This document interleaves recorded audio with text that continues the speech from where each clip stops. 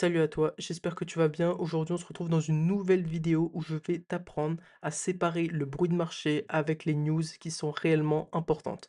Alors pourquoi c'est fondamental de savoir ça? Parce que dans un contexte dans lequel on est actuellement, c'est super important de savoir séparer l'inutile à celui qui va vraiment te servir, ok? Et c'est pour ça que là, on est sur plusieurs sites comme tu peux le voir, donc Financial Juice, Investing Live, c'est globalement, dans ces endroits où tu vas avoir beaucoup de, data qui sont pas super importantes. Hem, et d'ailleurs, attends, j'ai oublié un site, hop, hop, hop, Reuters, ça c'est bien. Voilà. Donc sur ces sites-là, tu vas avoir un petit peu vraiment toutes les news. Donc c'est les news un petit peu à la seconde, hein, donc dès qu'il y a une news, ou un speech qui est fait, bah, ça va sortir ici. Moi je te conseille, Financial Juice si tu veux en tout cas, cet outil gratuitement, c'est le meilleur que tu peux avoir. Tu as même un Newsquote ici, donc pour que les news, tu les entendes dans un casque, c'est assez utile. Donc là, tu vois, on a une news, que, bah, en plus, en lançant le site, c'est une des dernières news, c'est Trump. Donc Trump, quand il y a marqué comme ça veut dire que c'est quelque chose qu'il a dit, et il a dit: «L'Iran, totalement vaincu, souhaite un accord, mais pas un accord que j'accepterai», et il a sorti, ça, mais sur son réseau, donc ça, c'est la source. Hem, Moi, quand je vois ça, je sais que c'est complètement inutile. Déjà avec l'expérience, mais parce que, en fait, c'est quand Trump, il balance des trucs comme ça, tu sais que c'est inutile, que ça va pas servir, que ça a pas un réel impact, ce qu'il dit, sur ça, tu vois? Donc ça, personnellement, je vais pas regarder, je m'en fiche. Maintenant, cette news, je vais te la traduire en français, ce sera plus simple. Donc le Pentagone déploie des navires de guerre supplémentaires au Moyen-Orient. Ça, c'est une news que je vais trouver importante parce que ça nous donne l'indication, bah, comme il est dit ici, bah, que potentiellement le conflit va durer bien plus longtemps que ce qu'on pense, ok? Et donc ça, c'est important. Après, tu peux lire l'article si tu veux, mais globalement, c'est un peu le titre, le hook, tu vois, le truc qui va faire en sorte que tu vas cliquer pour regarder, bah, ça va être ça, tu vois? Et en général, ça te le résume assez bien. Quand on dit: «Le Pentagone déploie des navires de guerre supplémentaires au Moyen-Orient», et aussi, bah, quand tu vas sur le site, pareil, tu peux mettre flux en direct sur Investing Live et ce sera, quasiment pareil que Financial Juice, c'est juste que tu auras, on va dire, des news un petit peu plus filtrées, par rapport à ça. Tu peux même choisir si tu veux des news pour le forex, donc ou sur lesquelles ça va impacter que le forex, sur les banques centrales, matières premières, crypto et cetera. Ça, c'est toi qui vois. Moi, je mets tout en général. Parce que comme tu sais, les marchés, ils sont, interconnectés, donc en soi, si ça impacte, enfin, s'il y a une grosse news qui impacte les cryptos, bah, ça va sûrement impacter les indices boursiers, les cryptos et cetera. Donc voilà. Ensuite, tu as des news un petit peu, par rapport aux banques centrales, donc un juge fédéral annule les assignations à comparaître envoyées à la réserve fédérale et à son président Jérôme Powell. Donc en soi, pas grand-chose, c'est pas, on va dire ça c'est le genre de news qui, en fait, sont assez importantes, mais dans le contexte dans lequel on est, encore une fois, eh bien, ça va pas avoir d'impact parce que, le marché, il est drivé par le conflit Iran-US, hem et du coup, c'est pas le genre de news qui va envoyer un impact. C'est comme typiquement les datas, qu'on a eu, je sais pas si on va les voir ici, je pense pas. Heu, on a eu hier des datas de l'emploi. Attends, il a dit quoi? Affirme hier par rapport à lorsqu'il se sentira au plus profond de lui-même. Bah, voilà, tu vois, ça, c'est une news, hem, qui sert à rien. C'est du bruit de marché, tu vois? C'est des trucs qui servent à rien, c'est on s'en fout, quoi, et comme il y a marqué: «Nous sommes tous à la merci des caprices du président», c'est vraiment ça. Mais voilà, du coup, hier, il y avait, des datas, les datas canadiennes, du coup, je pense que je vais les retrouver en même temps et en t'expliquant. Donc on a eu les datas canadiennes, enfin les datas de l'emploi canadiennes qui sont sorties, comme tu peux le voir, pire que prévu, hein. Même bien pire que prévu, et en fait, c'est quelque chose qui a, légèrement impacté le marché parce que du coup, on a eu il me semble un taux de chômage à 6,7 alors qu'avant il était à 6,5, il était attendu à 6,6, donc encore une fois pire que prévu, et donc ça montre vraiment un gros ralentissement au niveau du marché de l'emploi, heu et du coup, ce qu'on a pu voir, bah, sur le dollar canadien, donc sur la paire NZD4 parce qu'en gros, c'est celle que j'avais vue, enfin celle que j'avais tradée dernièrement à la baisse, j'avais pris un short ici. Et j'ai pris un take profit à peu près là. donc très bon trade.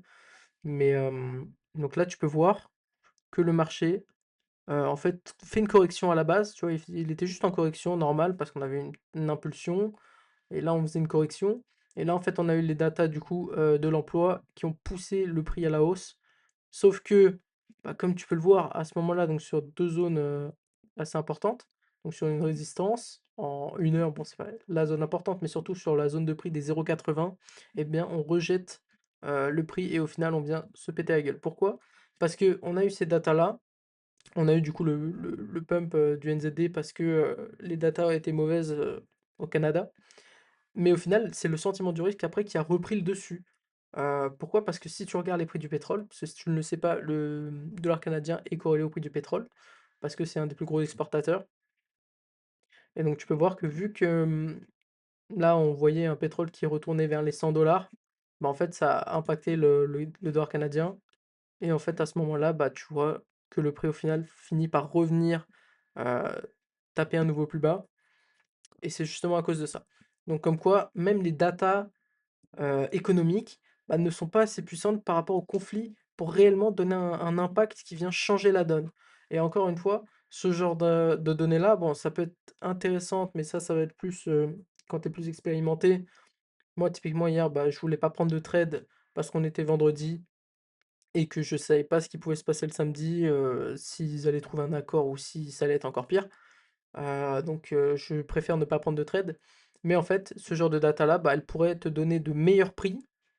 Donc, tu vois, vu que les données étaient vraiment pires que prévu, bah, ça va te filer un meilleur prix pour aller, après revendre. Et du coup, moi, si on n'était pas du coup vendredi, j'aurais attendu que le prix rejette cette zone-là. Je serais allé peut-être en 30 minutes et j'aurais, potentiellement placé un short comme ça, tu vois? Là, au-dessus, tu vois, des zones pour invalider l'idée et aller chercher de nouveau plus bas. Après, un target, on s'en fout un peu, faut aller en plus haut time frame pour voir, où est-ce qu'il y a une bonne target.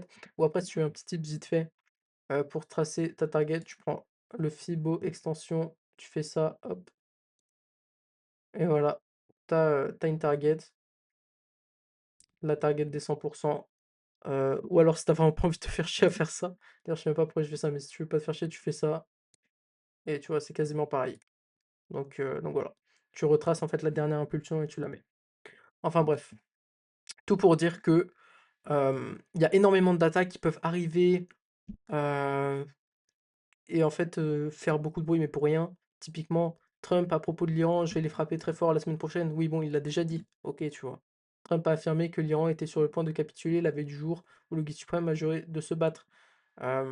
Typiquement, c'est le genre de news qui ne servent à rien. C'est pas des datas qui vont te enfin des news qui vont driver, le marché, c'est pas elles vont pas réellement être prises en compte, ça va pas changer grand-chose, à la donne. Maintenant, si toi, tu as envie d'éviter les news, qui font beaucoup de bruit parce que tu ne sais pas encore les filtrer, je te conseille Reuters, parce que Reuters est beaucoup mieux, je trouve, au niveau, du fait de filtrer les datas.